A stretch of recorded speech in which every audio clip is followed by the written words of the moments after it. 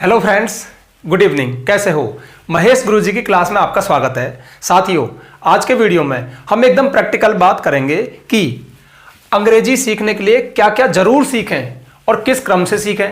मेरे पास इस तरह के हजारों कमेंट आते हैं कि सर कुछ ऐसा फार्मूला बताएं कि हम बेसिक से इंग्लिश सीख जाएं, थोड़ा लिख लें, थोड़ा पढ़ लें। आप यकीन नहीं करोगे, मेरे वीडियोस पर बहुत सारे बुजुर्ग हैं जो बहुत कमेंट करते हैं कि सर मेरी उम्र 70 ईयर्स है और अब मैं इंग्लिश सीखना चाहता हूं। बड़ी खुशी होती है। तो ऐसे सारे व्यूवर्स जो किसी कॉम्पिटिटिव एग्जाम की तैयारी नहीं कर रहे हैं, जो किसी बोर्ड एग्जाम में अपीयर नहीं होने जा रहे हैं, फिर भी इंग्लिश सीखना चाहते हैं, चाहे वो हाउस वाइफ्स हों, चाहे हमारे सोल्जर सैनिक हों, चाहे कोई भी हो, उनके लिए वीडियो है। मतलब हम बेसिक सी बात करेंगे, एकदम प्रैक्टिकल बात करेंगे कि कहां से शुरू करें, फिर कैसे चलें, फिर क्या क्या सीखें।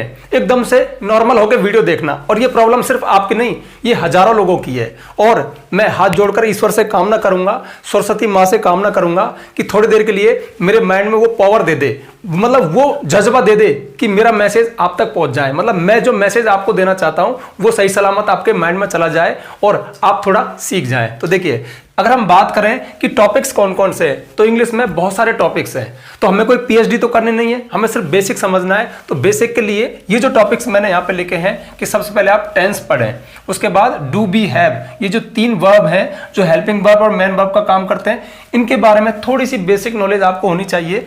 उसके बाद मॉडल्स, जो मॉडल हेल्पिंग वर्ब हैं, उनकी नॉलेज आपको होनी चाहिए। उसके बाद सेंटेंस क्या होता है। देखिए, टेंस के अंदर भी हम सेंटेंस ही बनाएंगे, बट बाद में थोड़ा सा पीछे मुड़ के देखें कि हमने टेंस में जो सेंटेंस बनाए थे वो सेंटेंस का एक फ्रेम क्या बनता है, स्ट्रक्चर क्या बनता है, सब्जेक्ट क्या होता है, प्रेडिकेट क्या होता है, कंप्लीमेंट्स क्या होते हैं, एडवर्बियल्स क्या होते हैं, ये चीज जान लें। उसके बाद उसके अंदर फ्रेजेस और क्लॉजेस क्या होते हैं ये जान लें। उसके बाद नॉन फाइनाइट वर्ब क्या होता है, जिरंड, पार्टिसिपल, इन्फिनिटिव, इनके बारे में थोड़ी सी बेसिक नॉलेज होना बहुत जरूरी है। और उसके बाद पार्ट्स ऑफ स्पीच। अब देखिए, बहुत सारे टीचर ये बताते हैं कि पार्ट्स ऑफ स्पीच इंग्लिश का सबसे बेसिक टॉपिक है जो सबसे पहले पढ़ाया जाना चाहिए। बट मैं आपको एडवाइस करूंगा कि इसको सबसे लास्ट में पढ़ें, क्योंकि इस टॉपिक में जाके हमें बहुत सारी बारीकियां पता चलती हैं कि भाई जो सेंटेंस हम अब तक पढ़ रहे थे, जिसमें हम चीज़ों को ऐसे बता रहे थे कि ये सब्जेक्ट है, ये वर्ब है, ये ऑब्जेक्ट है, ये है, उनको हम उनके वास्तविक नेम, जो नेम एक ग्रामेटिकल लैंग्वेज के अनुसार दिया गया कि भाई ये नाउन है, ये वर्ब है, ये एडवर्ब है, ये एडजेक्टिव है, ये कंजक्शन है, ये जाने, तो यहाँ पे जाके काफी डीप हो जाता है। देखिए, ये कुछ उस तरह की बात है कि एक छोटा बच्चा पहली बार स्कूल गया, अब टीचर उसको चीजों को शुरू में ऐसे ही रटा देता है, ये ए फॉर एप्पल, उससे बुलवाता है तो बच्चा बोलता है A for apple, B for book, ऐसे कर करके उसके बाद उसको चीजों को रटाता है। मतलब बच्चे रट रट करके चीजों को सीखते हैं। बहुत बाद में हमें पता लगता है कि उन्होंने ऐसा क्यों किया था, वो चीजें क्या थी, वो वर्णमाला थी, उसमें 26 लेटर थे, उनसे ही हमारी पूरी भाषा बनी है। मतलब वो शब्द इधर से उधर जब सेट होते हैं तो नए वर्ड बनते हैं और वर्ड से सेंटेंस बनते हैं। तो पूरा ड्रामा हमें बाद में समझ आता है। उसी तरह से शुरू में तो हम टेंस से शुरुआत कर दें। टेंस का मतलब है, इसको ऐसे पढ़ें बिल्कुल रट्टा मार, जैसे कि जो पहचान है ना लास्ट में आ रही है कि रहा है, रही है, रहे हैं, प्रेजेंट कंटिन्यूअस टेंस है, ता है, ती है, ते हैं, प्रेजेंट इंडेफिनिट टेंस है। मतलब इस तरह से रट्टा मार पढ़ें। और जब रट्टा मार पढ़ेंगे ना तो वो उसी तरह की पढ़ाई होगी जिस तरह से स्कूल में, नर्सरी में जब पहली बार बच्चा स्कूल गया था, पहली बार जब टीचर ने उसको जिस तरह से चीजें रटाई थी, जिस तरह से उसको होमवर्क दिया था, उसी तरह का काम है। बाद में थोड़ा आगे बढ़ के, पीछे मुड़ के, मैंने क्या कहा, पीछे मुड़ के जो सेंटेंस हम बना रहे थे ना कि भाई रहा है, रही है, तो इज MRING फॉर्म लगा दी, ठीक है, लगा रहे थे, लेकिन बाद में थोड़ा पता लगा कि भैया इसमें ये सब्जेक्ट है, ये प्रेडिकेट है। सब्जेक्ट में फिर बहुत बाद में जब पार्ट्स ऑफ स्पीच पढ़ा तो सब्जेक्ट को हम नाउन बोलने लगे। हमें ये पता लगा कि सब्जेक्ट कोई नाउन या प्रोनाउन ही होता है। मतलब इस तरह की डीप नॉलेज हमारे अंदर बाद में आ जाए। शुरुआत तो हम ऐसे ही कर दें जैसे बच्चे करते हैं। तो अब मैं वीडियो शुरू करने जा रहा हूं और जो टॉपिक्स मैंने यहां पे लिखे इनको थोड़ा थोड़ा ब्रीफ में, यानी हल्की सी समझ आपके अंदर आ जाए कि भाई नॉन फाइनाइट्स क्या होते हैं। टेंस को शुरू में तो रट्टा मार पढ़ लिया, लेकिन बाद में पीछे मुड़ करके बैक में जाकर के कैसे देखें कि वो हमेशा के लिए एक समझ के साथ हमारे माइंड में चले जाए। तो अगेन मैं ईश्वर से प्रार्थना करता हूं कि वो मेरे अंदर थोड़ी सी एनर्जी दे और थोड़ी सी ताकत दे कि मैं आपको ये मैसेज दे सकूं। और हाँ, शुरू करने से पहले वही 2 छोटी छोटी बातें जो हर एक वीडियो में बोलता हूं। एक तो वीडियो को अभी से लाइक कर दो, और एक खास बात यह है कि आप मेरी वीडियोस पर कमेंट बहुत कम करते हो, कमेंट भी किया करो।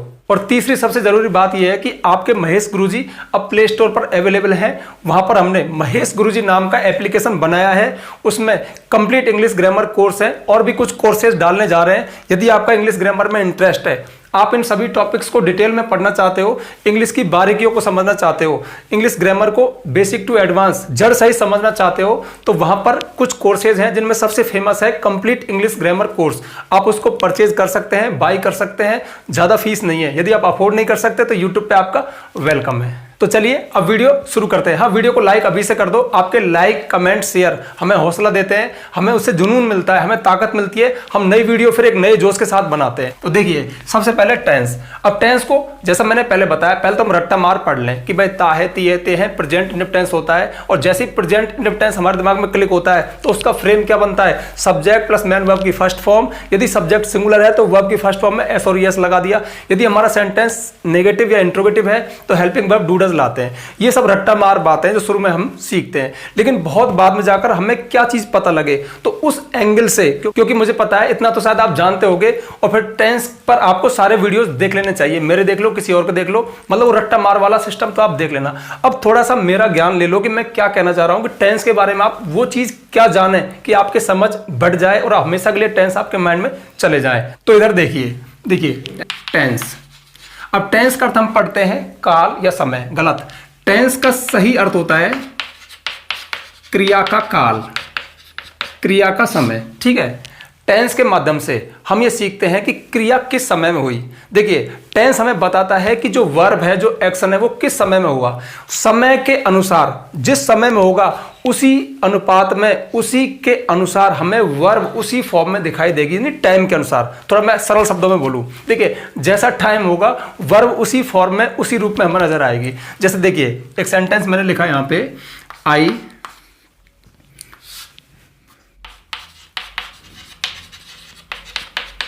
To the market daily. ठीक है, तो मैं रोजाना बाजार। अब यहां पे वर्ब हमें क्या फिल करनी है वो मैं आपको बता दूं। माना कि हमें यहां पे गो जो वर्ब है ना, जाना, वो लेनी है। तो ध्यान रखना, जैसा टाइम होगा, जैसा समय होगा ना, वर्ब उसी फॉर्म में, ऐसे अंदाज में हमारे सामने आएगी। तो देखिए, मैं डेली, रोजाना बाजार जाता हूं। तो जब कोई काम प्रेजेंट में हम अक्सर करते हैं, मतलब रोजाना करते हैं, कभी कभार करते हैं, आदत के अनुसार करते हैं, डेली रूटीन में करते हैं, तब वर्ब हमें प्रेजेंट इंडेफिनिट टेंस में लिखनी होती है। उसके फॉर्म में मैंने आपको बता दिए, वर्ब या तो फर्स्ट फॉर्म में आएगी, यदि सब्जेक्ट हमारा प्लूरल होगा तो फर्स्ट फॉर्म में आएगी। अगर सब्जेक्ट हमारा सिंगुलर है, ही, सी, इट, दे, नेम है, तो वर्ब की फर्स्ट फॉर्म में एस और एस लगेगा। यदि सेंटेंस नेगेटिव इंट्रोगेटिव है तो ये वर्ब अपने साथ डू और डज हेल्पिंग वर्ब लेगी। तो इस डेली को देख करके हमने यहाँ पे लगाया गो।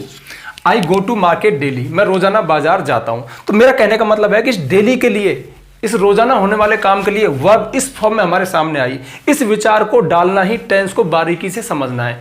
अभी देखिए, मैंने यहां पे डेली को हटाया और यहां पे मैंने लिख दिया यस्टरडे। ठीक है, तो मैं कल, यस्टरडे क्या होता है? बीता हुआ कल होता है। तो यस्टरडे को देखकर हमारे दिमाग में क्या आया? पास्ट आया। पास्ट मतलब भूतकाल आया, मतलब बीता हुआ समय आया। तो जैसे ही बीता हुआ समय हमारे सामने आया तो वर्ब अब इस फॉर्म में हमारे सामने नहीं आएगी, वर्ब का फॉर्म चेंज हो जाएगा, मतलब वर्ब का रूप चेंज हो जाएगा। और ये इस तरह से हमारे सामने आएगी, वेंट।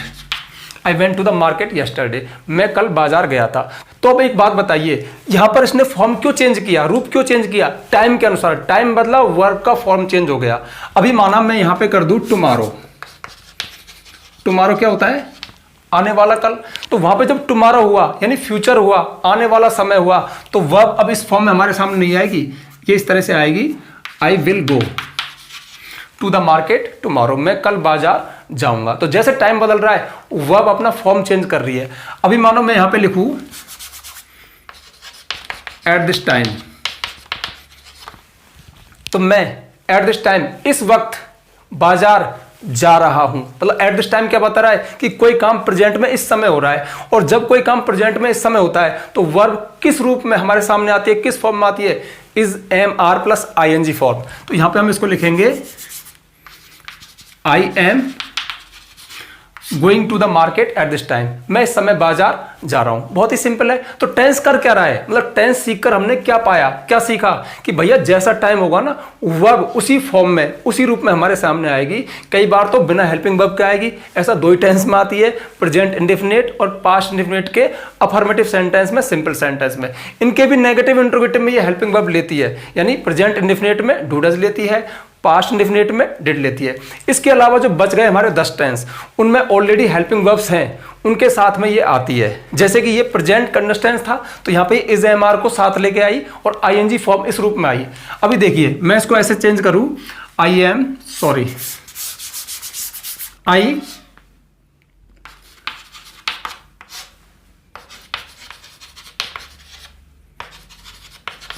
जैसे ये सेंटेंस आपके सामने है और वर्ब यहां पे कम है,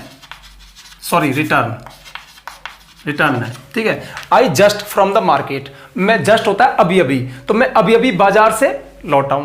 इसका मतलब कोई काम प्रेजेंट में जब अभी अभी पूरा हुआ है, मतलब कोई काम चल तो कब से रहा था लेकिन वर्तमान में वो पूरा हो गया है, कंप्लीट हो गया है, फिनिश हो गया है, तो हम क्या लगाते हैं, प्रेजेंट परफेक्ट टेंस लगाते हैं। तो जब प्रेजेंट परफेक्ट टेंस लगता है तो वर्ब किस फॉर्म में हमारे सामने आती है, हैज हैव हेल्पिंग वर्ब लेती है प्लस थर्ड फॉर्म आता है। तो आई के साथ क्या लगाएंगे, I have just return from the market, मैं अभी अभी, जस्ट कर होता है अभी अभी बाजार से लौटा हूं।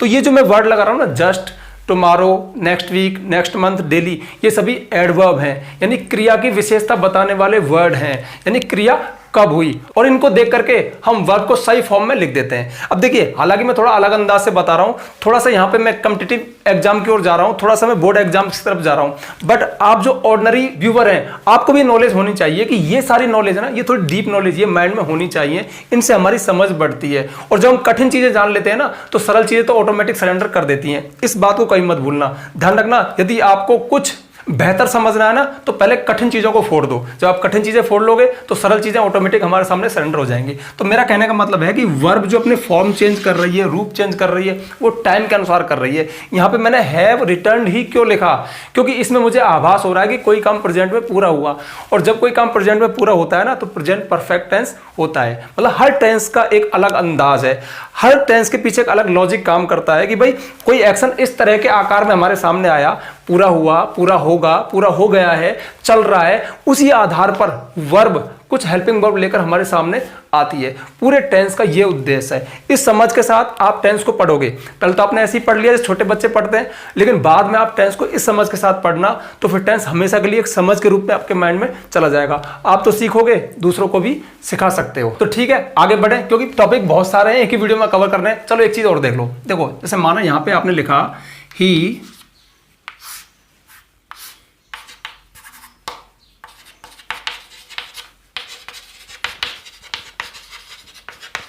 जैसे ही अ स्टोरी फॉर 2 आवर्स, वह 2 घंटे से एक स्टोरी। अब वर्ब का अंदाजा भी आप खुद लगा सकते हो कि स्टोरी को क्या करेगा, खाएगा थोड़ी, पढ़ेगा। तो रीड माना रीड वर्ब है यहाँ पे ना, रीड, तो वह 2 घंटे से कहानी को पढ़ रहा है। तो सिंस 4 प्लस टाइम आ गया तो कौन सा टेंस हो गया, प्रेजेंट परफेक्ट कंटिन्यूअस टेंस हो गया। अब प्रेजेंट परफेक्ट कंटिन्यूअस टेंस जैसे ही आपके दिमाग में आया तुरंत उसका स्ट्रक्चर, उसका फॉर्मूला आपके माइंड में होना चाहिए। इसी को कहते हैं टेंस को मजबूती के साथ पढ़ना। उसमें होता है has been, have been plus ING form, यानी प्रेजेंट पार्टिसिपल फॉर्म। तो ठीक है, अब इसमें हम लिखेंगे ही के साथ क्या आएगा, हैज बीन और रीडिंग, मतलब इस तरह से।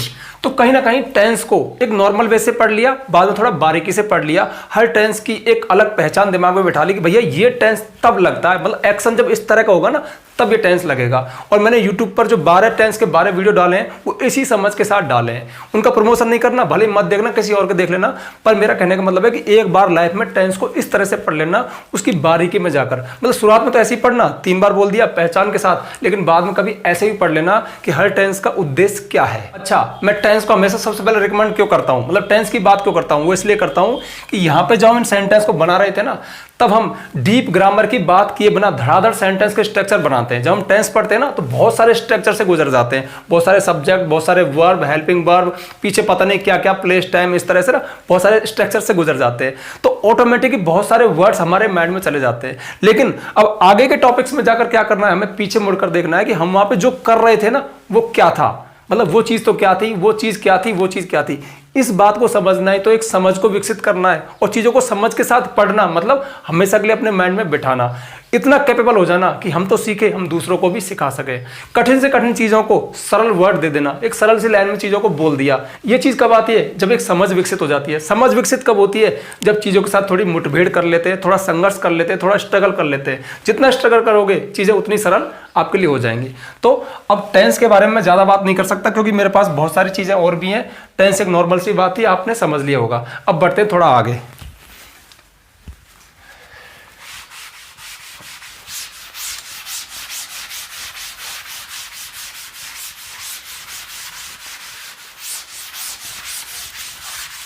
देखिए टेंस पढ़ने के बाद आपको टेंस में आपने बहुत सारे हेल्पिंग वर्ब इस्तेमाल किए, अब थोड़ा हेल्पिंग वर्ब से जाके हमला करो, इन पे अटैक करो, इनके प्रति थोड़ी समझ बिठाओ कि भैया हेल्पिंग वर्ब जो इतनी सारी मैंने काम में ली थी इनका सोर्स क्या है, ये कहाँ से निकली।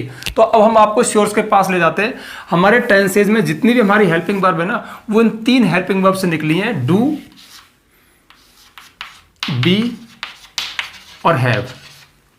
ये कॉन्सेप्ट क्या कहता है, ये कॉन्सेप्ट ये कहता है कि जो हमारी वर्ब है ना, वर्ब वो 3 तरह की होती हैं। पहली एक्शन वर्ब, ऐसी वर्ब जो एक्शन होना दिखाती हैं, जैसे प्ले खेलना, रीड पढ़ना, राइट लिखना, गो जाना, कम आना, इन सभी क्रियाओं में कोई एक्शन होता है। और जो हमारी एक्शन वर्ब है ना, इनको हम कह सकते हैं कि ये मेन वर्ब के रूप में काम में आती हैं किसी सेंटेंस में, ये मुख्य क्रिया के रूप में। और उससे पहले क्या आती है, एक हेल्पिंग वर्ब आती है। अच्छा, अब दूसरी हमारी वर्ब होती है प्राइमरी ऑक्सिलरी वर्ब, ठीक है, प्राथमिक हेल्पिंग वर्ब, ठीक है। ये तो मेन वर्ब है, एक्शन वर्ब क्या है, मेन वर्ब है, अभी आपको जो बताई।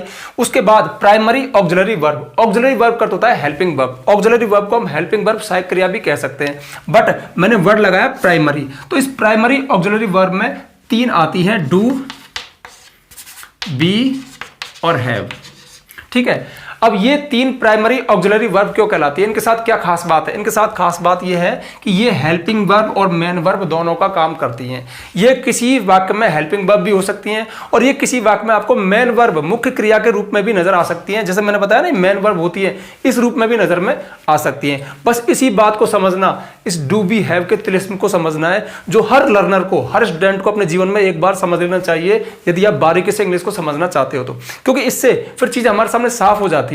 आप धड़ाधड़ टेंसेज में हेल्पिंग वर्ब का इस्तेमाल किए जा रहे हो, बट यहां पे आपको सोर्स पता चला कि ये कहां से निकली। तो यहां से निकली कि जो वर्ब का कॉन्सेप्ट है ना, उसमें एक मेन वर्ब होती है जिनको हम एक्शन वर्ब बोलते हैं, दूसरी प्राइमरी ऑक्सिलरी वर्ब होती है जो कि डू बी हैव होती है, और एक तीसरी और होती है, उनको बोलते हैं modal verb, modal auxiliary verbs. तो मॉडल हेल्पिंग वर्ब होती है can, could, may, might, will, shall, would, should, ठीक है। उनकी चर्चा हम बाद में करेंगे। फिलहाल हमने ये समझ लिया कि वर्ब में इस तरह से ये कॉन्सेप्ट हमारा होता है। अब एक्शन वर्ब, मेन वर्ब की बात हम क्या करें, ये कोई काम होना दिखाती है, मेन वर्ब मुख्य क्रिया के रूप में सेंटेंस में आती है, ठीक है। मॉडल्स अपना अलग स्वभाव, अलग नेचर रखते हैं, ये मूड को बताते हैं, ये possibility, ability, capacity, permission, request आदि भावों को बताते हैं। इनकी चर्चा थोड़ी बाद में करेंगे। फिलहाल मैटर चल रहा है यहाँ कि ये primary auxiliary verb, helping verb, main verb दोनों का काम कैसे करती हैं। देखिए, ये हमेशा हेल्पिंग वर्ब होंगे, ये हमेशा मेन वर्ब होंगे, ये दोनों काम करेंगे। अच्छा, ये दोनों काम तो करते ही हैं, इसके अलावा हमारे टेंसेज में छाई हुई हैं। मतलब कह सकते हैं कि हमारी इंग्लिश को बहुत हद तक सरल बनाने का काम ये 3 ही वर्ब कर रही हैं, ये 3 प्राइमरी ऑक्सिलरी वर्ब कर रही हैं। अब ये कब तो हेल्पिंग वर्ब है, कब मेन वर्ब है, थोड़ा सा ये कॉन्सेप्ट समझ लो। ये पूरा मैं साफ कर रहा हूँ, केवल इन्हीं पर फोकस करेंगे अपन।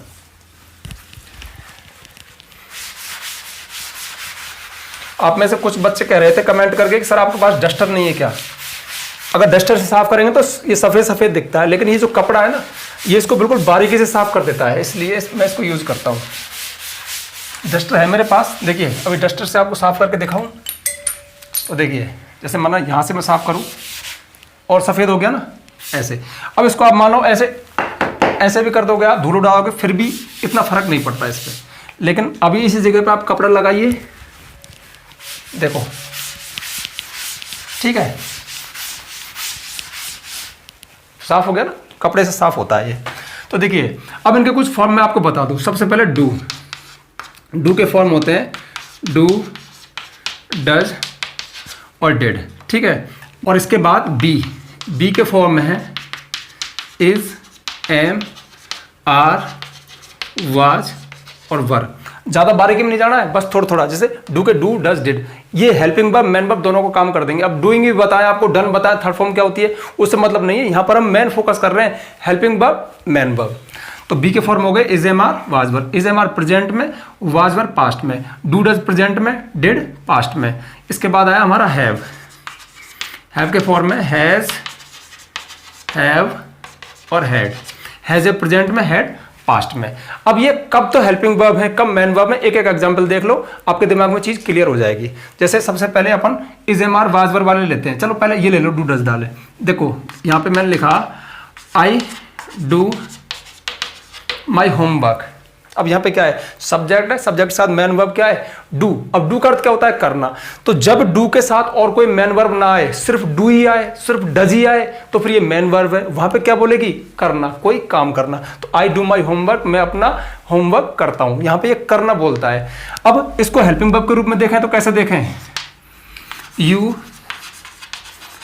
Do not go to college, तुम कॉलेज नहीं जाते हो। यहां पे मेन वर्ब क्या है, गो, जाना, और डू क्या है यहाँ पे, हेल्पिंग वर्ब। अब देखिए यहां पे डू क्या बोल रहा है, आई डू माई होमवर्क, मैं अपना होमवर्क करता हूं, करना। जैसे कोई और एक्शन वर्ब बोलेगी, कोई काम करना, आना जाना खेलना, उसी तरह से ये बोल रहा है। लेकिन यहां पे डू क्या बोल रहा है, यू, तुम कॉलेज, अब गो क्या है, जाना, नॉट क्या है, नहीं, तुम कॉलेज नहीं, डू जाते हो। तो यहां पे ये डू क्या बोल रहा है, यानी प्रेजेंट को बता रहा है। कौन से प्रेजेंट को, प्रेजेंट इंडेफिनिट को बता रहा है। यहां पर ये करना बोल रहा है, यहां पर ये जाते हो है को बोल रहा है। तो ध्यान रखना, जब ये हमारे डू बी हैव के फॉर्म हेल्पिंग वर्ब के रूप में आते हैं तो सिर्फ टाइम बताते हैं, प्रेजेंट को, पास्ट को, इनको बताते हैं। लेकिन जब ये मेन वर्ब के रूप में आते हैं तो कुछ और ही करते हैं। यहां पर डू ने क्या किया, करना किया। जैसे एग्जाम्पल देखिए, सी डिड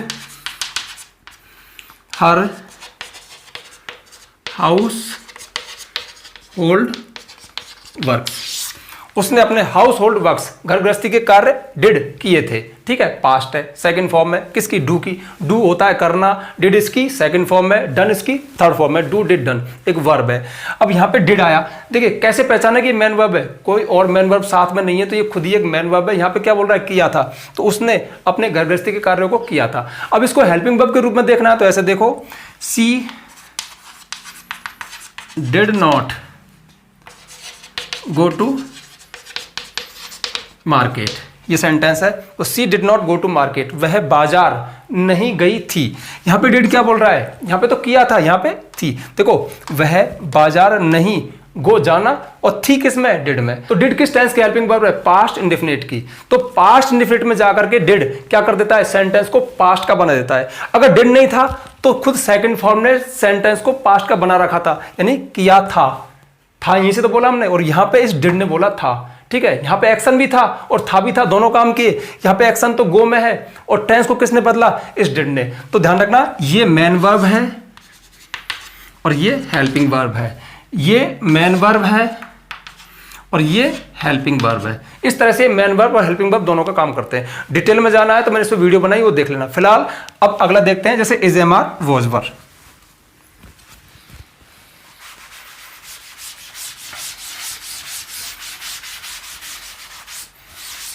जैसे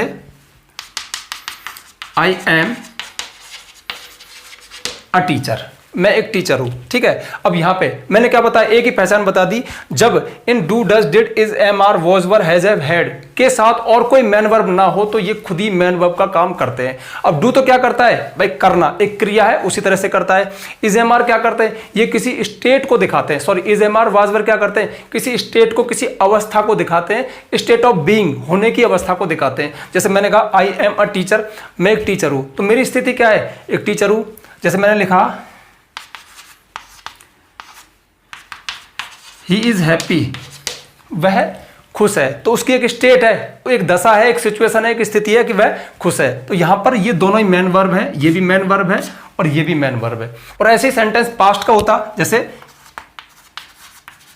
शी वाज माई वाइफ, वह मेरी पत्नी थी। ठीक है, तो एक स्टेट बताई, एक स्थिति बताई, स्टेट ऑफ बीइंग बताई पास्ट की, वह मेरी पत्नी थी। तो इन सेंटेंस में कोई एक्शन नहीं पाया जाता है। यहां पर is am are was were as a main verb काम करते हैं, स्टेट बताते हैं, स्थिति बताते हैं, या तो प्रेजेंट की या पास्ट की, और ये खुद ही एक मेन वर्ब है। अब देख लेते हैं इनको हेल्पिंग वर्ब के रूप में। तो हेल्पिंग वर्ब के रूप में is am are was were कहां आते हैं, प्रेजेंट कंडीशंस में is am are, past conditions में वाज वर। चलो देख लेते हैं।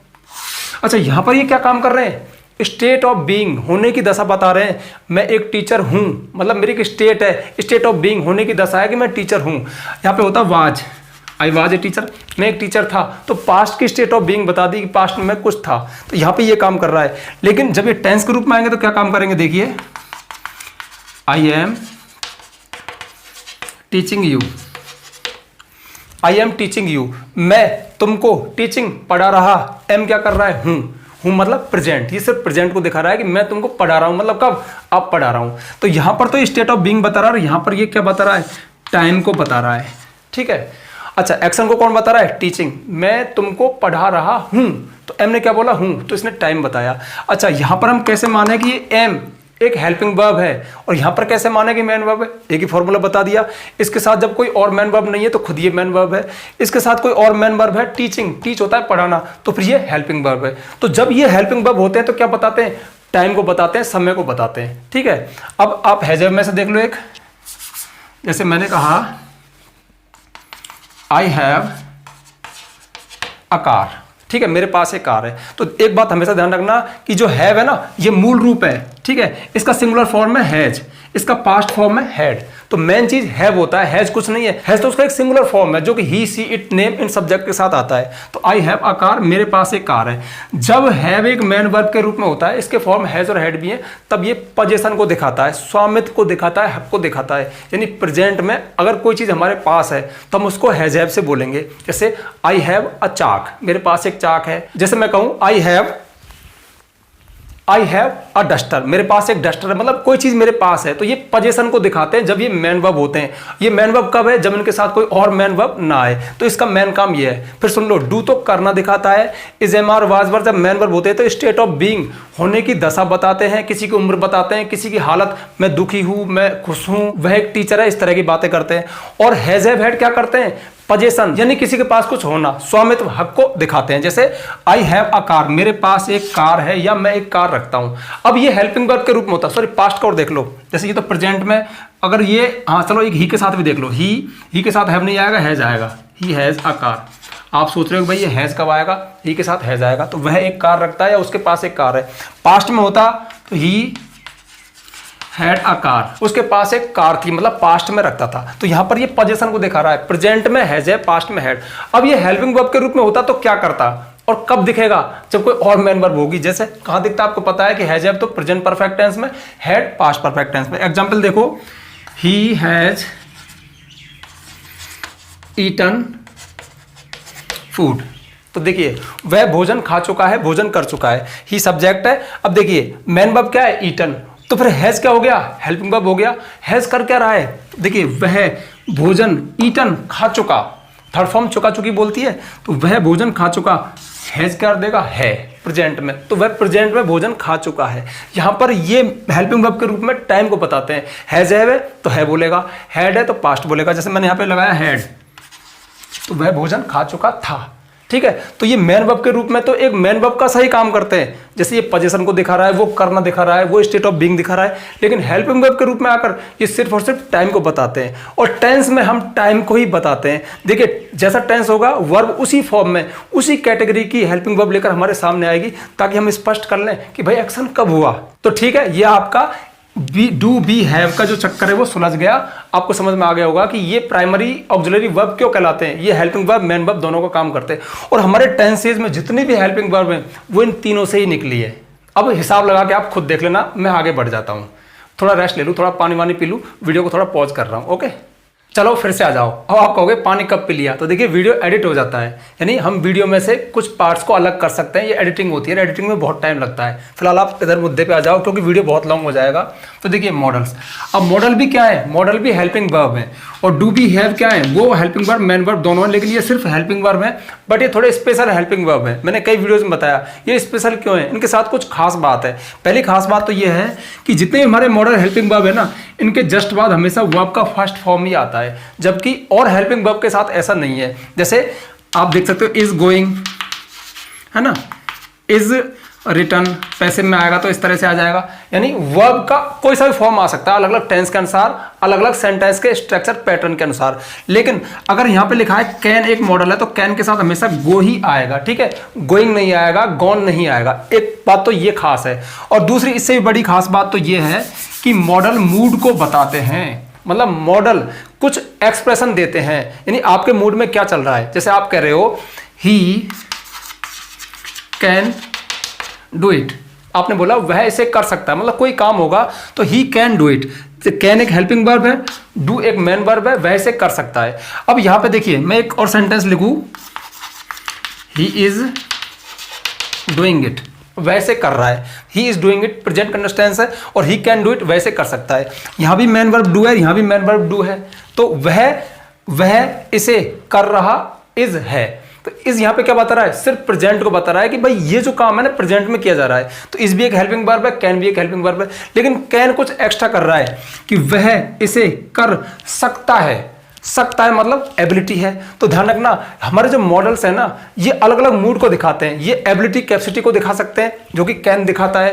पास्ट की एबिलिटी थी, पास्ट में कोई कर सकता था तो कुड दिखाता है। मे पॉसिबिलिटी संभावना को दिखाता है, इट मे रेन टुनाइट, आज रात वर्षा हो सकती है। तो जब मे को देखते हैं ना तो एक पॉसिबिलिटी को देखते हैं। इसके अलावा मे परमिशन को दिखा सकता है, मे आई कम इन सर, श्रीमान क्या मैं अंदर आ सकता हूं, यस यू मे कम इन, हाँ तुम अंदर आ सकते हो।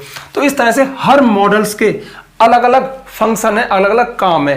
यानी जैसे हमें किसी को सलाह देनी है कि भाई तुम्हें ये करना चाहिए तो हम शुड का यूज करते हैं। तो शुड प्रेजेंट को तो दिखाता है कि भाई प्रेजेंट में करना चाहिए, मतलब प्रेजेंट और पास्ट को तो दिखा देते हैं। और हाँ एक खास बात प्रेजेंट पास्ट पे ये आई। अब जैसे कुड है तो कुड को लेकर एक भ्रांति है कि कुड कैन का पास्ट है, कैन मतलब सकता है, कुड मतलब सकता था। ऐसा नहीं है, वो इसका एक फंक्शन है कि जो काम हम पास्ट में कर सकते थे कुड लगाएंगे, लेकिन प्रेजेंट में हम किसी से परमिशन मांगे, could I take your book, क्या मैं आपकी बुक ले सकता हूं। तो इस तरह से सारे मॉडल प्रेजेंट पास्ट दोनों में काम करते हैं। कभी आप मॉडल्स को बारीकी से पढ़ना, आपको समझ में आ जाएगा। फिलहाल मैं आपको सिर्फ ये बता रहा हूं कि मॉडल हेल्पिंग वर्ब थोड़े से स्पेशल है। एक तो इनके जस्ट बाद मेन वर्ब की फर्स्ट फॉर्म आती है। दूसरी खास बात क्या है, सब्जेक्ट कोई भी हो ये सेम रहते हैं। ऐसा नहीं है ही के साथ आप कैंस लगा दें, एस और यस लगा दें, या फिर पास्ट में आप कैन कर दें, ऐसा नहीं कर सकते। ये कैन ही रहेगा, यहाँ पे आई आए, ही आए, यू आए, कुछ भी आए, टेंस कोई भी हो ये कैन ही रहेगा, चेंज नहीं होगा। दूसरी बात कैन क्या दिखाता है, प्रेजेंट की एबिलिटी को दिखाता है। तो मॉडल्स को इस तरह से इस समझ के साथ पढ़ना शुरू कीजिए, आपको मजा आएगा, आपकी समझ बढ़ेगी। ठीक है, अब ऐसे देखिए शुड, मस्ट और वुड टू, ये तीनों चाहिए बोलते हैं।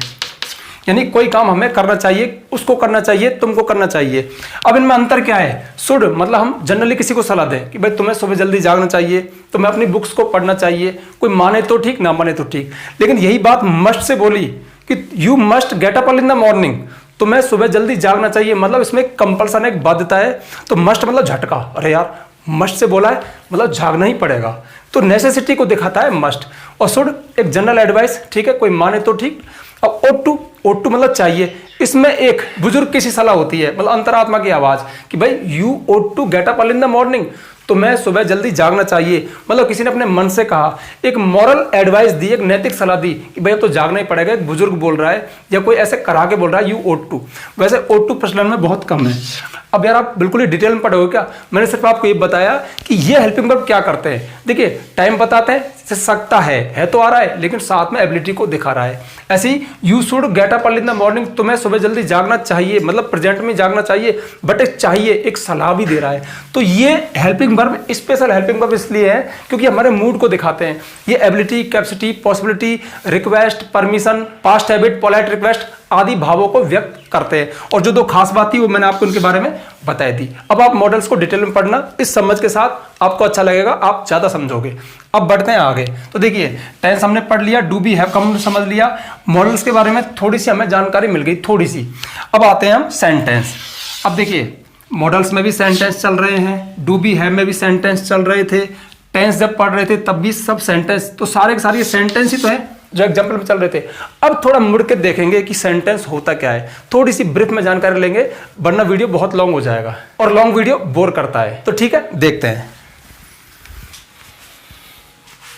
वैसे मुझे लग रहा है कि मैंने ईश्वर से प्रार्थना की थी ना कि हे ईश्वर मुझे इतनी शक्ति देना, ठीक है, वो शायद फलित हो रही है क्योंकि लगभग सही चल रहा है जुगाड़।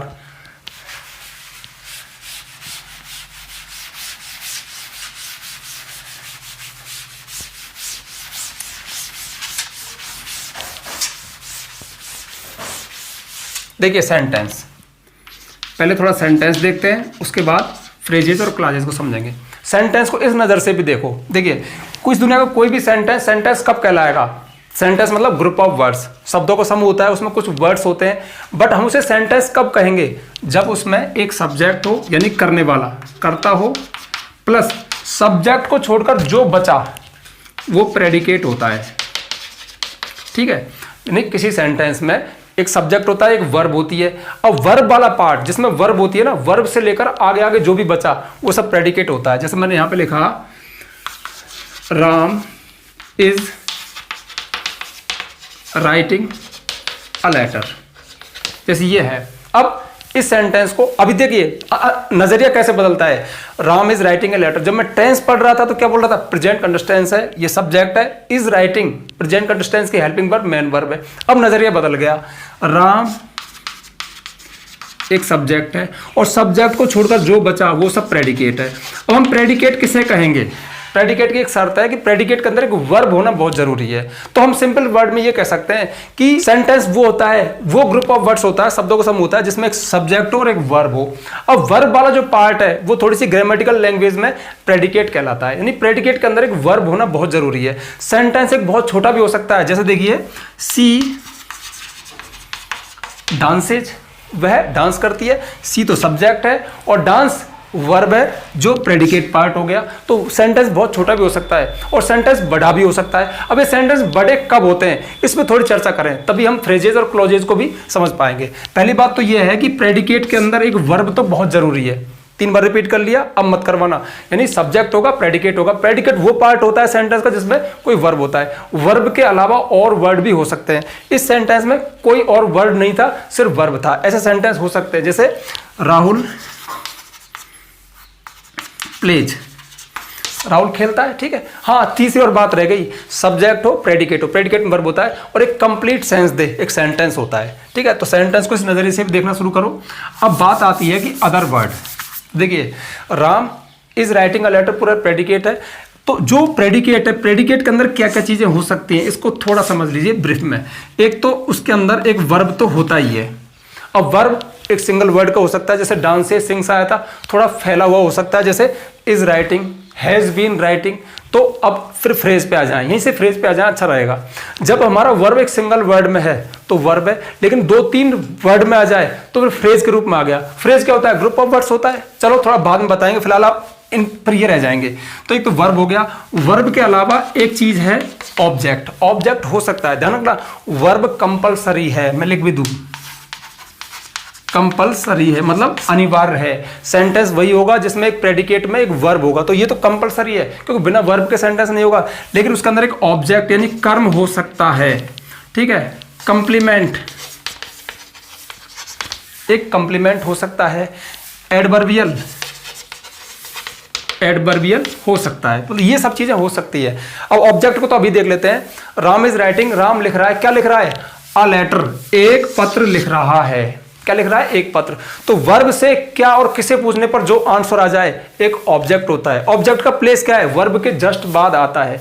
क्या में जो उत्तर आएगा वो कोई चीज होगा, जैसे अ लेटर है, बुक है, मिल्क है। और किसे में पूछ लिया, आंसर आ गया तो क्या होगा, मी, हिम, देम, मतलब ऐसा कोई प्रोनाउन का ऑब्जेक्टिव फॉर्म होगा। जैसे मैं यहां पे लिखूं राम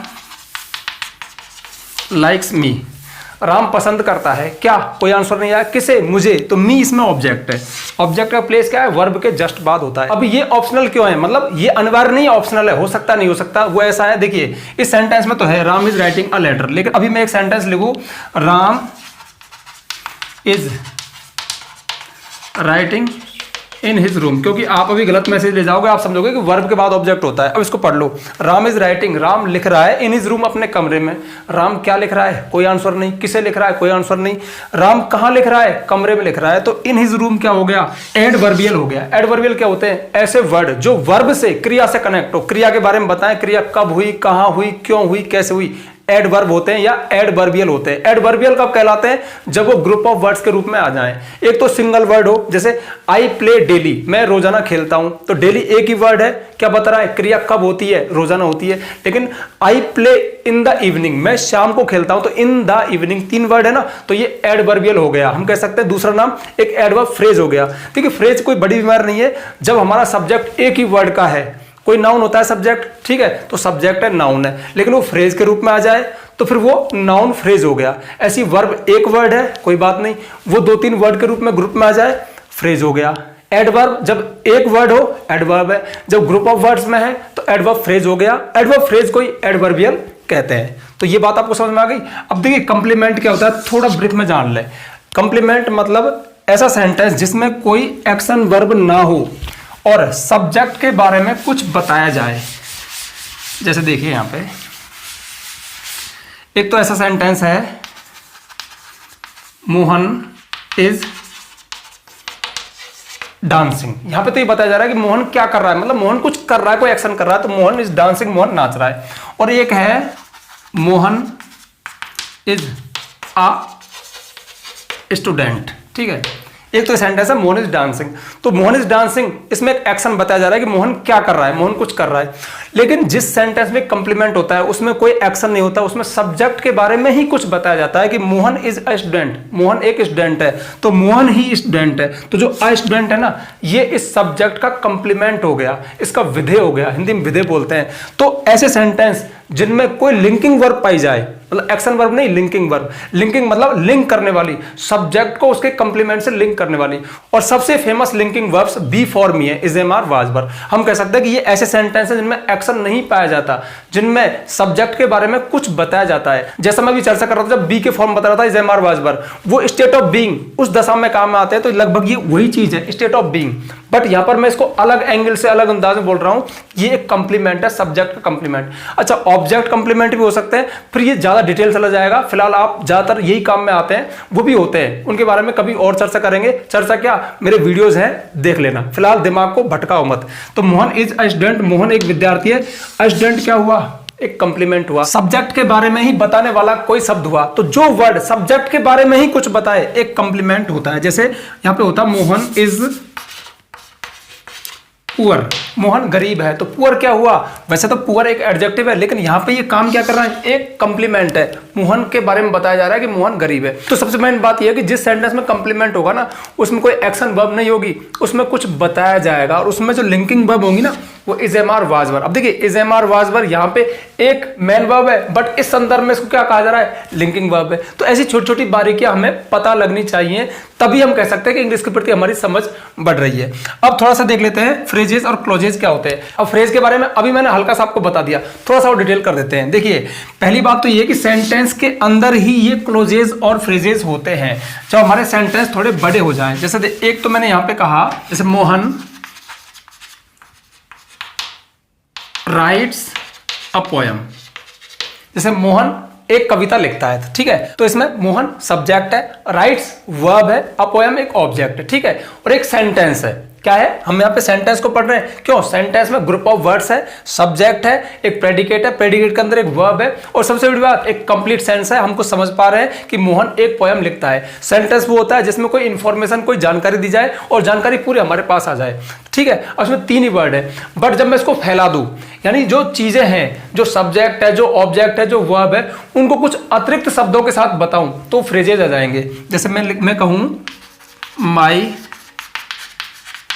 बेस्ट फ्रेंड मोहन। अब मैंने सब्जेक्ट को इस तरह से लिखा कि मेरा सबसे अच्छा मित्र मोहन। तो यहां पे जो मोहन है, जो नाउन है, जो सब्जेक्ट है, उसको मैंने फैला दिया, विस्तारित कर दिया, उसके बारे में कुछ और जानकारी दे दी। वो क्या है कि वो मेरा सबसे अच्छा मित्र है। तो यहां पर जो मोहन है ना, अब ध्यान रखना, जब हम फ्रेज वर्ड बोलेंगे तो सब्जेक्ट नहीं बोलेंगे, क्योंकि जो फ्रेजेस होते हैं ना, वो पार्ट्स ऑफ स्पीच के जो भी कंपोनेंट है, जो भी चीजें हैं, नाउन है, एडजेक्टिव है, वर्ब है, एडवर्ब है, उनको फैलाते हैं, यानी उनके संदर्भ में बोला जाना चाहिए। इस बात का हमेशा ध्यान रखना। तो माई बेस्ट फ्रेंड मोहन, इसमें हेडवर्ड क्या है, किसकी विशेषता बताई जा रही है, मोहन की। तो जब किसी पार्ट्स ऑफ स्पीच की, जैसे नाउन है, वर्ब है, एडजेक्टिव है, एडवर्ब है, इनके बारे में कुछ अतिरिक्त वर्ड दे करके जानकारी दी जाए, तो फिर वो फ्रेजेस होते हैं। फ्रेजेस के बारे में खास बात यह है कि इनमें सब्जेक्ट वर्ब कॉम्बिनेशन नहीं पाया जाता। एक सेंटेंस के अंदर सब्जेक्ट वर्ब कॉम्बिनेशन होता है, एक क्लास के अंदर सब्जेक्ट वर्ब कॉम्बिनेशन होता है, लेकिन इनके अंदर सब्जेक्ट वर्ब कॉम्बिनेशन नहीं होता, सिर्फ कुछ अतिरिक्त वर्ड होते हैं। तो ये पूरा एक फ्रेज हो गया। इसमें जो हेड वर्ड है वो क्या है, मोहन है, जो कि एक नाउन है, ठीक है। अब देखिए, इज राइटिंग,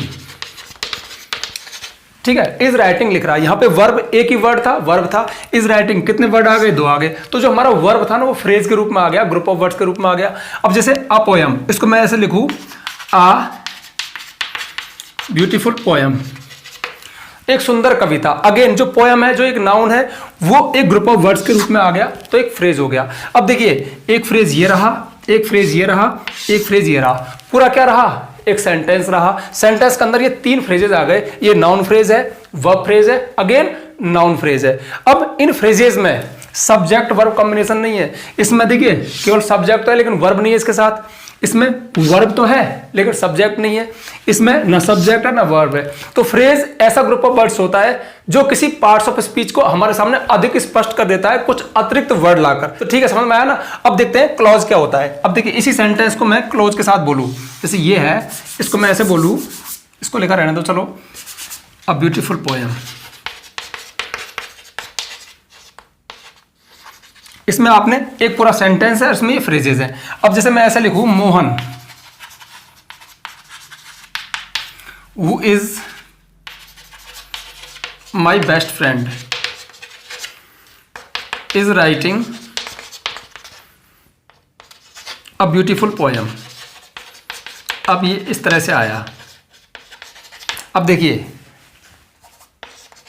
एक ही सेंटेंस में दो सेंटेंस आ गए। देखिए मोहन, अब एक इसको आप अलग से देखिए, तो Mohan is writing a beautiful poem, Mohan एक सुंदर कविता लिख रहा है। लेकिन Mohan who is my best friend, Mohan जो मेरा सबसे अच्छा मित्र है, इसमें क्या रहा, इसमें एक सब्जेक्ट है। देखिए हु एक सब्जेक्ट, ध्यान रखना, हु रिलेटिव प्रोनाउन है जिसका अर्थ होता है जो या जिसने। ये बात जब आप एडजेक्टिव क्लॉज पढ़ोगे ना तो आपको पता लगेगा। हालांकि पिछली वीडियो में, शायद एक वीडियो से पहले मैंने एक वीडियो बनाई थी noun clause, adjective clause, adverb clause. वो वीडियो अगर आपने नहीं देखी तो डिटेल में देख लेना, मेरा भी काम हल्का हो जाएगा। फिलहाल आप ये समझिए कि ये सब्जेक्ट है, ये वर्ब है। तो सेंटेंस के अंदर ही एक सेंटेंस और आ गया जिसमें सब्जेक्ट वर्ब कॉम्बिनेशन है। ध्यान रखना, एक सेंटेंस के अंदर सब्जेक्ट वर्ब होता है, पूरा सेंस होता है। फ्रेज के अंदर ग्रुप ऑफ वर्ड्स होता है पर सब्जेक्ट वर्ब कॉम्बिनेशन नहीं होता। लेकिन एक क्लॉज के अंदर वो सेंटेंस के अंदर ही पाया जाता है, शुरू में, बीच में, अंत में कहीं पाया जाएगा, लेकिन सब्जेक्ट वर्ब कॉम्बिनेशन होगा। और वो या तो नाउन का काम करेगा, या एडजेक्टिव का काम करेगा, या एडवर्ब का काम करेगा। तो जब ग्रुप ऑफ वर्ड्स किसी नाउन का काम करे, एडजेक्टिव का काम करे, एडवर्ब का काम करे, लेकिन किस फ्रेम में, किस स्ट्रक्चर में नजर आए, सब्जेक्ट वर्ब के रूप में। अब वो अलग बात है कि वो एक कंप्लीट इंफॉर्मेशन दे सकता है, नहीं दे सकता। अगर वो कंप्लीट इंफॉर्मेशन दे रहा है तो एक मेन क्लॉज है, और यदि इनकंप्लीट इंफॉर्मेशन दे रहा है तो फिर एक सबऑर्डिनेट क्लॉज है या एक डिपेंडेंट क्लॉज है। इस पे हमें डिटेल में ज्यादा चर्चा नहीं करनी। एक एग्जांपल और देख लो। एक एग्जांपल ये हो सकता है, when I was reading Mohan came into my room. देखिए जब मैं पढ़ रहा था मोहन मेरे कमरे में आया। तो इसमें खास बात क्या है, देखिए यहां से हमारा सेंटेंस शुरू हुआ, यहां पे खत्म हुआ, फुल स्टॉप लगा।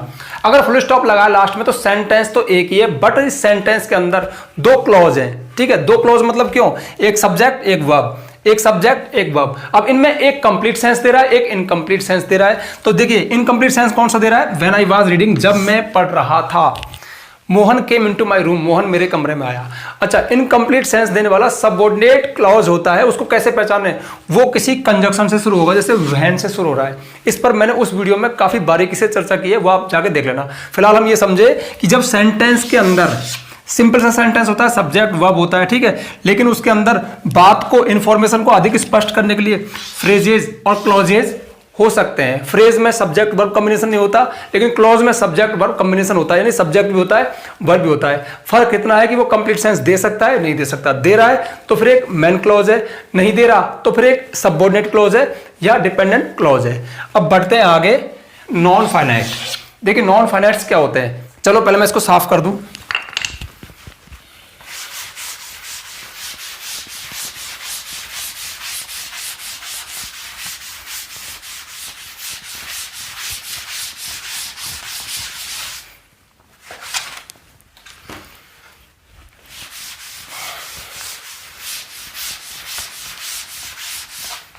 देखिए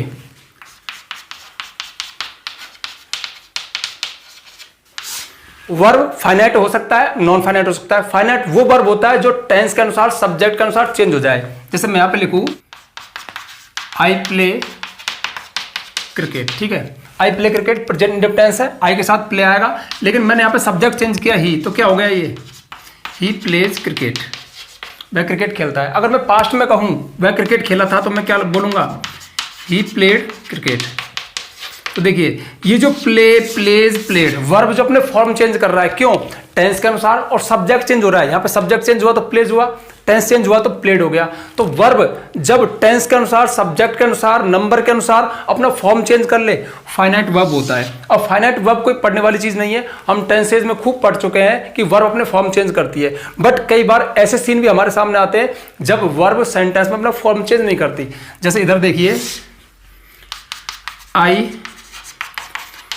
want to play cricket, he wants to play cricket, और सी, चलो ही रहने दो, he wanted to play cricket। अब देखिए इधर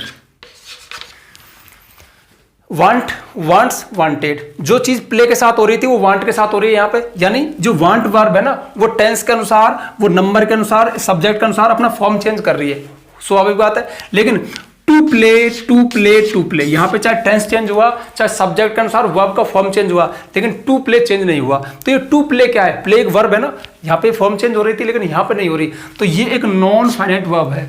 तो जब एक वर्ब अपना फॉर्म चेंज ना करे टेंस के अनुसार, सब्जेक्ट के अनुसार, सेंटेंस में टेंस कोई सा भी हो, लेकिन वो जैसी है वैसी रहेगी और फिर कुछ अलग ही काम करेगी, अलग ही फॉर्म में हमारे सामने आएगी, उसका फंक्शन भी अलग हो जाएगा।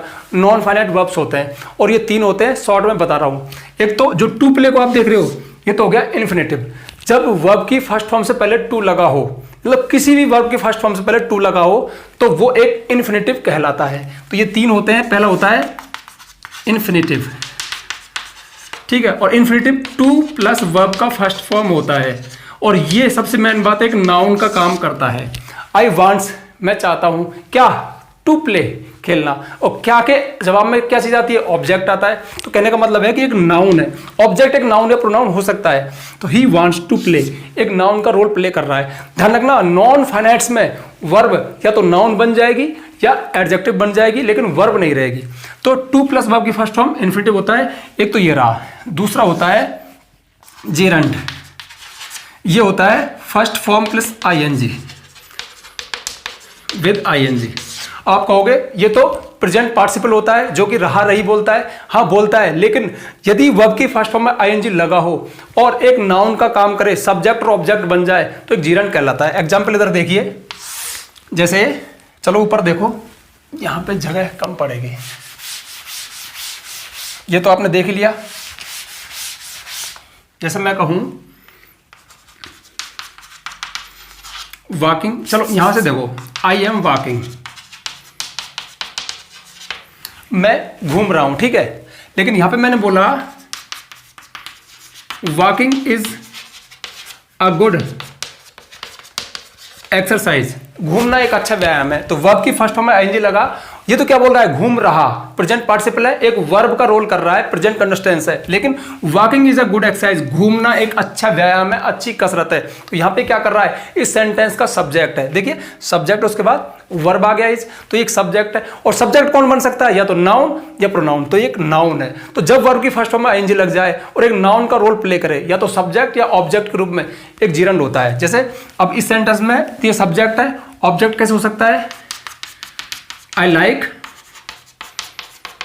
वॉकिंग, मुझे घूमना पसंद है, मैं घूमना पसंद करता हूं। तो मैं पसंद करता हूं क्या? घूमना। क्या से जो आता है क्या होता है? ऑब्जेक्ट होता है, और ऑब्जेक्ट भी कोई नाउन या प्रोनाउन ही हो सकता है, तो एक नाउन है। तो ध्यान रखना, जो हमारा इन्फिनेटिव है वो एक नाउन होता है, जीरंड भी एक नाउन होता है, और ये सब्जेक्ट ऑब्जेक्ट के रूप में सेंटेंस में आ सकता है। तो जब भी वर्ब की फर्स्ट में आईएनजी लगा हो और एक नाउन का काम करे, सबसे बड़ी बात ना नीने बोले, जैसे घूमना, ठीक है। जैसे जब रीडिंग बोले पढ़ना, जैसे ईटिंग खाना, तो एक जीरंड होता है। अब देख लेते हैं पार्टिसिपल। हालांकि पार्टिसिपल तीन होते हैं, बट जो सबसे फेमस है, सबसे ज्यादा यूज का है, उस एक को बता रहा हूं बस, क्योंकि ब्रीफ में हमको सारी चीजें देखनी है। जैसे देखिए अभी इसी में देखो आप, walking on the road, I slipped. Walking on the road, सड़क पर वॉकिंग, घूमते हुए। यहां पे क्या बोल रहा है? घूमते हुए, तो सड़क पर घूमते हुए, आई स्लिप्ड, मैं फिसल गया। अब देखिए यहां पे तो घूम रहा, वॉकिंग घूमना, वॉकिंग घूमना, और यहां पे क्या बोल रहा है? घूमते हुए। तो जब वर्ब की फर्स्ट फॉर्म में आईएनजी लगा हो और हुए अर्थ बोले, यानी कोई एडजेक्टिव का सा काम करे, जैसे मैं फिसल गया, कैसे? घूमते हुए। तो मेरी स्टेट क्या थी? मैं घूम रहा था। तो यहां पर इस आई के लिए एक एडजेक्टिव आया कि मैं वॉकिंग, घूमते हुए। मानो आई को छोड़ो, यहां पे ही लगाया मैंने, ही, वह फिसल गया, तो वह फिसला, लेकिन ही के बारे में अतिरिक्त क्या बताया उसने, वह घूमते हुए। तो यहां पे क्या काम कर रहा है, एक एडजेक्टिव का काम कर रहा है। तो वर्ब जब एडजेक्टिव बन जाए प्रेजेंट पार्टिसिपल, हालांकि प्रेजेंट पार्टिसिपल वर्ब के रूप में भी है, बट यहां पर शुद्धतम एक एडजेक्टिव का रोल कर रही है। तो ध्यान रखना पार्टिसिपल 3 होते हैं, present participle, past participle, perfect participle. तो वर्ब के ये रूप भी होते हैं और ये रूप कहलाते हैं नॉन फाइनाइट्स। तो तीसरा हमने देखा पार्टिसिपल, ठीक है। इसमें मैंने आपको एक ही बताया है, वॉकिंग, घूमते हुए। वर्ब की फर्स्ट फॉर्म में आईएनजी लगाओ, प्रेजेंट पार्टिसिपल होता है, एडजेक्टिव का काम करता है। तो यहां पर ध्यान रखना वर्ब वो काम नहीं करे। अब जैसे वॉकिंग आया ना, यहां पे स्लिप्ड हो, यहां पे स्लिप्स हो, कुछ भी हो, कोई फर्क नहीं पड़ेगा, ये वॉकिंग ही रहेगा, घूमते हुए। ध्यान रखना ये वर्ब फॉर्म चेंज नहीं करते हैं, इसलिए नॉन फाइनाइट वर्ब्स हैं। और चलिए अब जल्दी से देख लेते हैं लास्ट में पार्ट्स ऑफ स्पीच। देखिए पार्ट्स ऑफ स्पीच कोई ऐसी चीज नहीं है जो हम नहीं जानते, यानी हमने हजारों बार पार्ट्स ऑफ स्पीच को, जो भी ये पार्ट्स ऑफ स्पीच है, सेंटेंसेस में देखा है, बट एक समझ के साथ देखना। देखिए किसी सेंटेंस में जब तक हम ऐसे पढ़ते हैं कि ये सब्जेक्ट है, ये ऑब्जेक्ट है, ये प्लेस है, ये टाइम है, तब तक हमारी समझ हल्की है। बट किसी सेंटेंस के अंदर जब हम प्रत्येक वर्ड को, यानी छोटे से छोटे लेकर बड़े से बड़े वर्ड को उसके असली रियल नेम के साथ, यानी ग्रामेटिकल नेम के साथ बताने लग जाए, उसके फंक्शन के अनुसार। देखिए सेंटेंस में बहुत सारे वर्ड्स हैं, अब हर एक वर्ड का अलग अलग फंक्शन है, तो ग्रामेटिकल फंक्शन के अनुसार वो नाउन है, प्रोनाउन है, एडवर्ब है, एडजेक्टिव है, वर्ब है, कंजक्शन है, प्रीपोजिशन है, वो पता नहीं, पार्ट्स ऑफ स्पीच की समझ रखना है। हम कह सकते हैं कि छोटे बच्चे भी इनको जानते हैं, बट बहुत बड़े होकर हम बताते हैं कि भाई जो राम है ना वो एक नाउन है, उससे पहले क्या था, एक सब्जेक्ट था। जैसे वो पढ़ रहा है, कहां पढ़ रहा है, in the room, in the room क्या एक प्लेस है, लेकिन जब हम ये बताएं कि इसमें इन जो है एक प्रीपोजिशन है, द एक आर्टिकल है जो एक एडजेक्टिव भी कहलाता है, और रूम एक नाउन है, तो इस चीज की जानकारी होना ही पार्ट्स ऑफ स्पीच की जानकारी होना है। मैं समझता हूं कि यदि आपको इंग्लिश की गहराई में जाना है तो पार्ट्स ऑफ स्पीच की नॉलेज तो होनी चाहिए। फिलहाल हम ब्रीफ में थोड़ा थोड़ा देखते हैं। देखिए नाउन, किसी व्यक्ति, वस्तु, स्थान के नाम को नाउन कहते हैं। यह सेंटेंस में सब्जेक्ट के रूप में आ सकता है, ऑब्जेक्ट के रूप में आ सकता है, ऑब्जेक्ट ऑफ अ प्रीपोजिशन के रूप में आ सकता है, इसके अलावा एक कंप्लीमेंट के रूप में भी आ सकता है। दूसरा है प्रोनाउन। देखिए ऐसे वर्ड जो एक नाउन के स्थान पर आए, प्रोनाउन होते हैं, यानी नाउन को रिप्रेजेंट करें, ये भी सब्जेक्ट ऑब्जेक्ट के रूप में सेंटेंस में आ सकते हैं। वर्ब, वर्ब मतलब ऐसा वर्ड, किसी सेंटेंस में ऐसा वर्ड जिससे कोई एक्शन दिखे, जैसे प्ले खेलना, कम आना, गो जाना, राइट लिखना, यानी जिससे एक्शन लगे, या फिर कोई स्टेट दिखाए, कोई दशा हालत दिखाए, जैसे is am are was were होते हैं। काफी चर्चा हम कर चुके हैं वर्ब के बारे में। उसके बाद एडजेक्टिव। एडजेक्टिव मतलब विशेषण, ऐसे वर्ड जो किसी नाउन या प्रोनाउन की विशेषता बताएं, उसके बारे में कुछ अतिरिक्त जानकारी दें, उनको मॉडिफाई करें, एडजेक्टिव होते हैं। जैसे ब्यूटीफुल, सुंदर, एक एडजेक्टिव है। इसके बाद एडवर्ब। एडवर्ब मतलब क्रिया विशेषण, यानी क्रिया के बहुत क्लोज है एडवर्ब, यानी क्रिया के बारे में कुछ अतिरिक्त जानकारी दे, जैसे क्रिया कब हुई, कहां हुई, क्यों हुई, कैसे हुई। तो जो वर्ड इन शब्दों के उत्तर दें एडवर्ब होते हैं। हम कह सकते हैं कि एडवर्ब एक ऐसा शब्द होता है जो किसी वर्ब को मॉडिफाई करता है, वर्ब के बारे में बताता है, या फिर किसी एडजेक्टिव के बारे में, या फिर एडवर्ब के बारे में भी जो सब वर्ड बताए एडवर्ब होते हैं। प्रीपोजिशन। देखिए प्रीपोजिशन ऐसे वर्ड हैं जो सेंटेंस में किसी नाउन अथवा प्रोनाउन को सेंटेंस के अंदर अन्य जो पार्ट्स हैं, अन्य जो चीजें हैं उनसे कनेक्ट करते हैं, उनसे एक संबंध स्थापित करते हैं, जैसे इन, ऑन, अपॉन, इनटू, ये सभी प्रीपोजिशन है। कंजक्शन। कंजक्शन ऐसे वर्ड हैं जो कनेक्ट करते हैं किनको, वर्ड्स को, शब्दों को, फ्रेजेस को, क्लॉजेस को। तो सेंटेंस के अंदर वर्ड्स को, फ्रेजेस को, क्लॉजेस को जो शब्द कनेक्ट करें, जैसे एंड, बट, यट, सो, ये सभी कंजक्शन है जो वर्ड्स को, फ्रेजेस को, क्लॉजेस को कनेक्ट करते हैं। इसके बाद इंटरजेक्शन। इंटरजेक्शन ऐसे वर्ड होते हैं जो आश्चर्य के समय, खुशी के समय या दुख के समय अनायास ही हमारे मुंह से बाहर निकल जाए, जैसे हुर्रे, अलास, ओ नो, इस तरह के वर्ड इंटरजेक्शन होते हैं। तो ये मैंने आपको ब्रीफ दिया, बट इसकी गहराई में चले जाए ना तो इतनी नॉलेज है आप सोच नहीं सकते। लेकिन ध्यान रखना कभी ना कभी लाइफ में पार्ट्स ऑफ स्पीच को, मेरी एडवाइस है, तसल्ली में पढ़ लेना, बहुत नॉलेज होगी, यानी अपने आप एक प्राउड फील होता है, आप इंग्लिश की गहराई तक जाते हो। यानी वर्ड्स तो आप देखो बिना जाने भी देख रहे हो, बट उनके पर्दे के पीछे क्या फंक्शन है, ये किस तरह से काम करते हैं। अब जैसे नाउन है, ठीक है, एक वर्ड हो सकता है, लेकिन जब ये फ्रेज के रूप में आया थोड़ा बड़ा हो गया, ये क्लोज के रूप में भी आ सकता है, फिर मजा आया इंग्लिश ग्रामर को समझने में। तो मैं समझता हूं कि वीडियो पहले ही काफी लॉन्ग हो चुका है, अब वीडियो को समाप्त करना चाहिए। एक छोटी सी रिक्वेस्ट है कि वीडियो में जो यहां तक रुका वो कमेंट में जरूर बताए कि सर मैंने पूरा वीडियो देखा, मुझे खुशी होगी ये जानकर कि भाई ये व्यूअर है जो वास्तव में इंग्लिश को सीखना चाहता है। और हाँ, जाने से पहले कोर्स के बारे में फिर से जानकारी, यदि आप इंग्लिश ग्रामर को इन सभी टॉपिक्स को डिटेल में पढ़ना चाहते हैं तो महेश गुरुजी एप्लीकेशन में एक कंप्लीट इंग्लिश ग्रामर कोर्स है, उसको आप परचेज कर सकते हैं। ज्यादा फीस नहीं है और अफोर्ड नहीं कर सकते तो आपको यूट्यूब पे वेलकम है, मैं तो पूरी दम लगा देता हूं। तो अब जल्दी से वीडियो को लाइक कर दो, ज्यादा से ज्यादा शेयर करना ताकि और लोगों का भी भला हो। यदि आप चैनल पर नए आए हो तो चैनल को सब्सक्राइब करना, बेल आइकन प्रेस करना ताकि आपको आने वाले वीडियोस का नोटिफिकेशन मिल जाए। आज के लिए बस इतना ही, मिलते हैं नेक्स्ट वीडियो में नेक्स्ट टॉपिक के साथ, तब तक के लिए बाय।